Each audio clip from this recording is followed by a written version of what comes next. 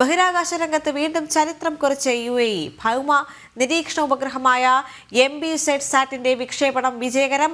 ഉപഗ്രഹത്തിൽ നിന്ന് സിഗ്നലുകൾ ലഭിച്ചു തുടങ്ങിയെന്ന് അധികൃതർ അറിയിച്ചു. US കാലിഫോർണിയയിൽ നിന്ന് ചൊവ്വാഴ്ച രാത്രി UAE സമയം 11:09 സ്പേസ് എക്സിന്റെ ഫാൽക്കൺ 9 റോക്കറ്റിലാണ് MBSat സാറ്റ് വിക്ഷേപിച്ചത്. ഏറ്റവും ശക്തമായ ഭൗമ നിരീക്ഷണ ക്യാമറ സജ്ജീകരിച്ചിരിക്കുന്ന ഉപഗ്രഹമാണ് MBSat സാറ്റ്. ഉയർന്ന റെസൊല്യൂഷനുള്ള ഉപഗ്രഹ ചിത്രങ്ങൾക്ക് വാണിജ്യ ആവശ്യക്കാർ വർദ്ധിച്ച സാഹചര്യത്തിൽ ഇത് വളരെയധികം ഉപകാരപ്പെടുമെന്നാണ് പ്രതീക്ഷിക്കുന്നത്. ഭ്രമണപഥത്തിലെത്തിയ ഉപഗ്രഹത്തിൽ നിന്ന് സിഗ്നലുകൾ ലഭിച്ചു തുടങ്ങിയതായും മുഴുവൻ സംവിധാനങ്ങളും പ്രവർത്തനക്ഷമമായതായും Mohammed bin Rashid space centre അറിയിച്ചു.